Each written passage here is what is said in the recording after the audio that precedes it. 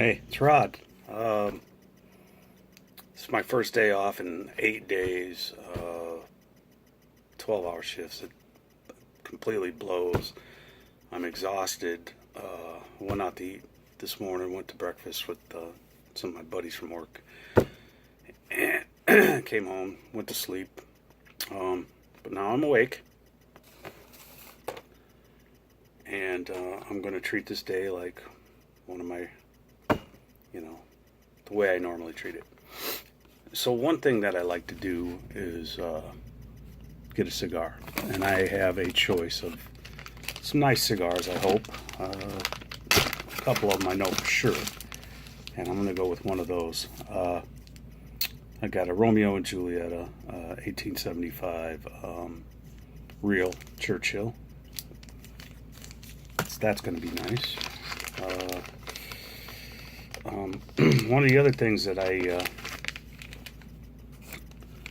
used to do a lot, I would buy one bourbon and one scotch, and I'm kind of back to that right now.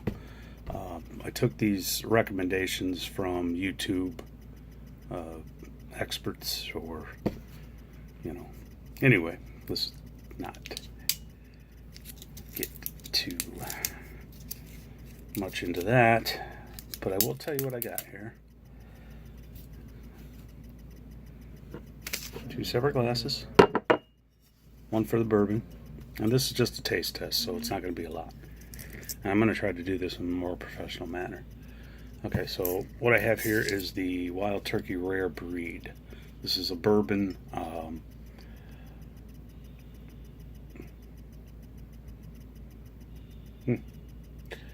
I'm kind of looking forward to it. The shop that I went to didn't have a ton of choices here, but this was one of them. This was one on this is one that I had on the list. So I'm gonna pop that. Get rid of some of this excess plastic sealer here. Wow. Oh, very sweet smelling. Okay, let's there's a nice little taster glass right there. And I'm going to set that aside.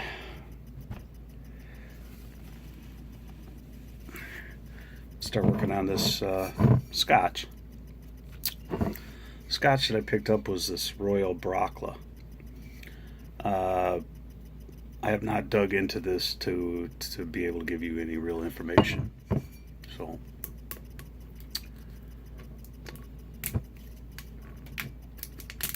get this thing open real quick here.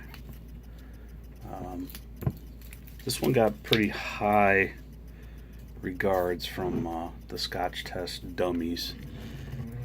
So I'm looking forward to it. Got that.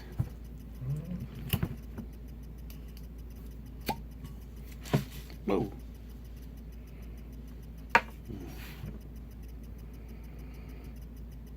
Pretty light. Not really picking up a lot. Again,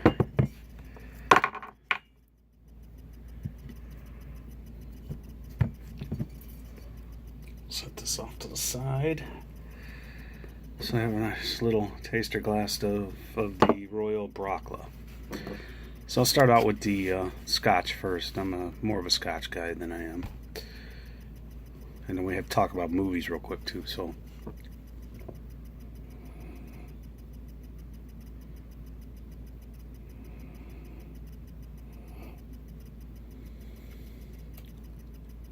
I don't know that my nose is so developed that I can tell you what I smell. Well, unless it's shit, then I know shit.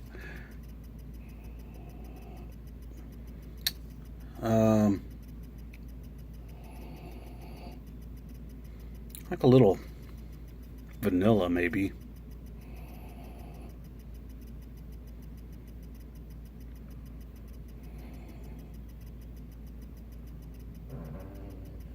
Yeah, that's about it. very light. I really ain't picking up anything else. I mean, like I said, my nose isn't as developed as some of these longtime Scotch drinkers. So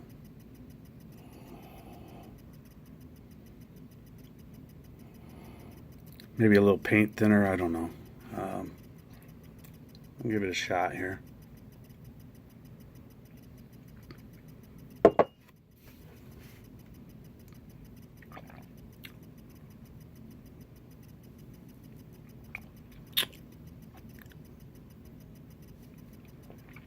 Oaky. Definitely the you can get you can taste the oak. Little on the smoky side maybe.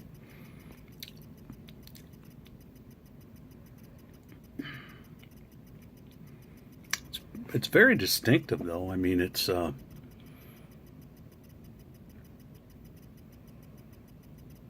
not like the Scotch that I'm used to. The Scotch that I drink, like the Glenlivet, the Glenfiddich to a point, the Glengoyne that I had last time.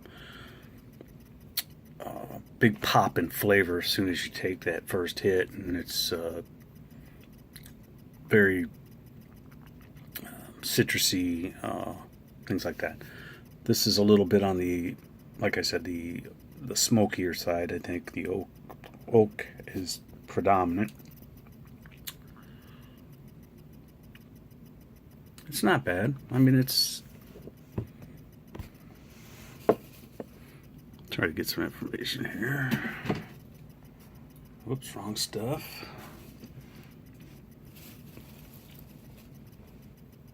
What do we got? Alright. I'm not going to drag this out. Age 12 years, 40%. Truth be termed, the drink divine, as distributed by King William IV. Highland single malt Scotch whiskey.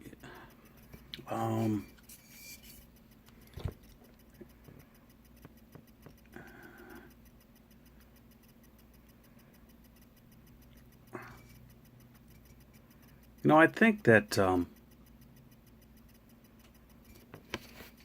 anybody here is anybody, if you're a King of Queens fan, there's an episode where the neighbor brings over a bottle of scotch, and for him and Doug to drink on, and Doug basically chokes on it. He's like, I think if this was my first scotch that I ever had, if this was my first impression of scotch, probably wouldn't like it too well. It's not bad. I mean, I can appreciate the differential between this and the other stuff. So, the Glenlivet, the fruitier, I guess, stuff that I like. So,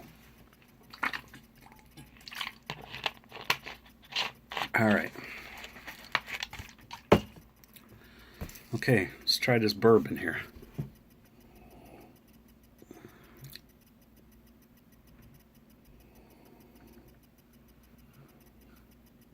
Oh, spicier. Boy,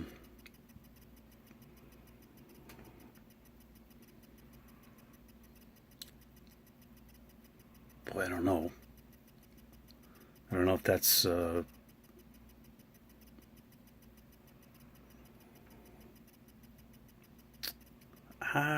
I don't know.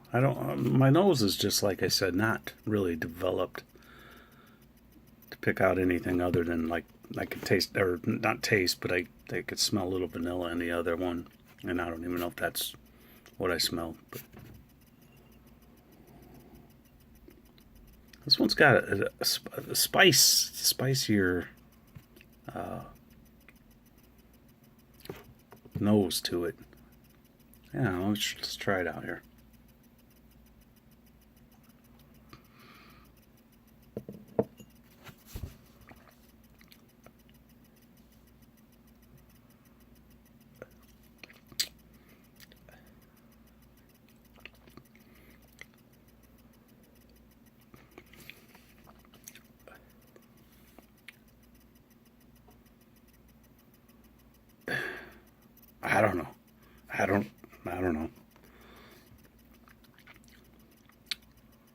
got a little bit of a bite, you know, the like a maybe a pepper type of thing.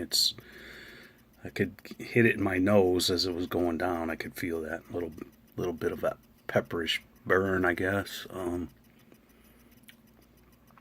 Again, very unlike the bourbon that, like, I'm a big Maker's 46 guy, and I've drank more of that than anything else. The Bullet bourbon I've had.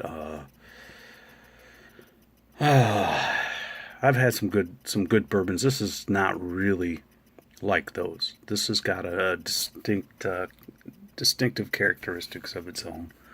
It's not terrible. It's different than what I've had. Not so much of the caramel flavor, which is what I'm used to. So anyway, that's what I've got as far as these taste tests go. This is the next thing. I've got movies, baby, movies. Starting with Bloody Birthday from Severin. Now, I haven't made up my mind what I'm going to watch yet. The only thing I've made up my mind about is I'm going to get a couple of these taste tests in and maybe a little bit more deeper into it later. But this cigar, and I've got the Poison Ivy collection. 3 hot girls, and they're evil. So, be me. Okay, I've got this Patriots Day with Mark Wahlberg, based on the Boston Marathon Bombers and their story. I like this movie, and time was now to buy it because it's only $5. So, ooh, that reminds me. Okay, so here, I like this too. I'm a real fan of this. I've only seen it once, but I dig it, and I get the haters because it's not like it's a remake, but it's so unlike the original. But I think that's what I like about it. This is the new Suspiria. Still a huge fan of Argento's original. But I think what this guy did with this one is, I'm not really sure. I'm going to watch it again. Man, I love this. I thought this was really good. And then, of course, this last one here is really something that I'll probably end up watching this here. It's called Master of Dark Shadows, and it's like a documentary on Dan Curtis. Now, anybody knows Dan Curtis mostly because of this. This was the Trilogy of Terror. He was the writer of Trilogy of Terror, which is really good. It gave millions of kids nightmares back in 73, 74, somewhere around in there. I have got others that I'm going to try to dig up real quick, because all these play a part.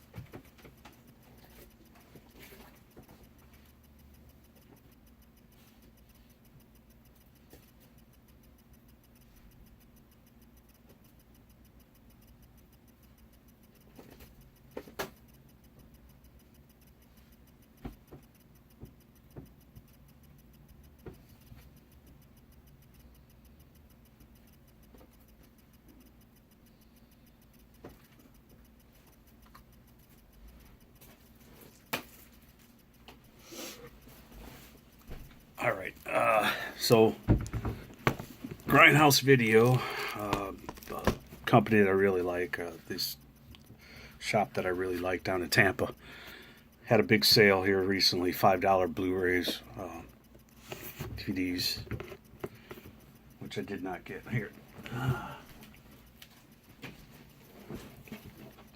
Some of these I've seen, some of these I know nothing about, some I haven't seen, so I'm just going to kind of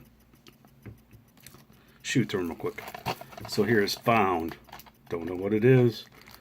But look, it won awards. Ooh. So that's something. Cello. Asian Extreme. Don't fuck with the Asian girls. They're twisted in the fucking head. I don't know about this, but just the cover. Boom. Some sort of a body looking like it's wrapped up in a tarp. And the Asian young lady there looks like she probably had a lot to do with that. So, okay. DVD, Bitter Feast. I hear this is about cannibalism, and it's well done, and I'm going to give it a shot. Again, $5. That's cheap enough. Now this one I've actually seen, but I don't remember much about it. I think it takes place in some apocalyptic, post-apocalyptic. Maybe I'm off. Maybe I've got this completely mixed up with something else. This is Frontiers. I will just cut it off there because evidently maybe I just don't know what I'm talking about. All right, the Carrie remake with Chloe Grace Moretz. I like this movie. I thought it was well done. Again, the original is always going to be my Carrie. This is pretty good though. The Innkeepers. Saw this once. Liked the director. He did. Now what the hell was the name of that movie? Damn it. Maybe it's on here. House of the Devil, I think. House of the Devil. House of the Devil is a very atmospheric 1970s kind of a homage to horror movies. Innkeepers, I don't remember much about it. I think it's haunted inn or some shit. Okay, this one I like because it's just it's kind of a weird, like a drive-in movie almost. It's called Hobo with a Shotgun. There are some crazy things that happen in this movie, and it's well worth $5 to me. Here's something that I know nothing about. Eli Roth presents Sacrament. I'll have to get back to you on this. I don't know. It says filled with tension, dread, and genuine terror. Sounds like it's right up my alley. Okay, this I don't know much about. I think I have seen this one time too, but I don't remember much about it. The Gift with Jason Bateman. I think it's something has to do with like an old friend comes to stay with them, but I don't know. I'll watch it. Here's one that I saw a long time ago but never shelled out for, and I think it's well worth, again, the $5 that I spent on it. The Crow with Brandon Lee. Very creepy, very atmospheric.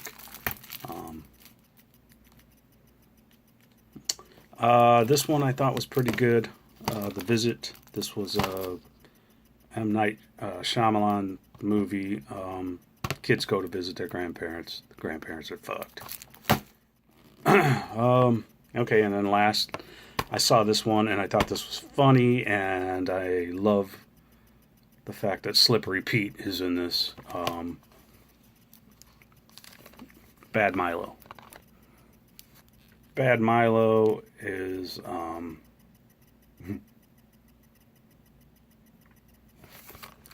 it's a very odd movie. It's about a haunted turd, or a possessed turd. So that's it. I'm clocking out right now because the whole shebangy bang's got to get started. So Adios.